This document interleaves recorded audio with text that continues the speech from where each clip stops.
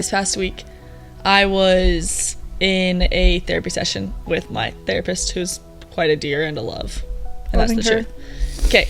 And basically, I said something about Jesus or something, and then she was like, is it okay if we mention Jesus in our sessions? She's like, I never bring up anything religious unless somebody first does, and then I ask if it's okay.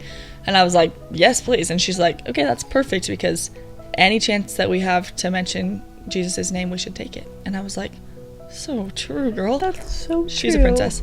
And then, so then later on in the session, she wanted me to like create a safe space in my head, okay? So I'm like on a beach. She's like, imagine you're on the beach by yourself. I'm on the beach by myself. Then she's like, imagine Jesus walks onto the beach.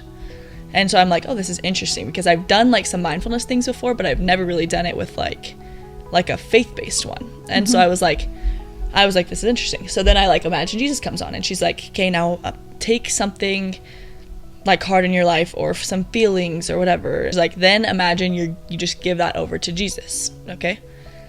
So you let go of it, you give it to Jesus. And she said, and then imagine that it just dissipates in his light.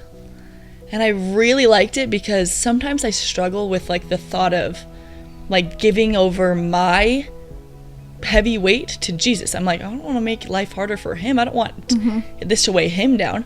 And so the fact that it just like dissipated in his light, like really made me feel lighter, where I was like, okay, because you're not hurting him in that because moment. Christ atoned for us and loves us and paid the price for us, then those really hard things in our life that he also understands and that he suffered for already, we can just hand them over to them and they can disappear.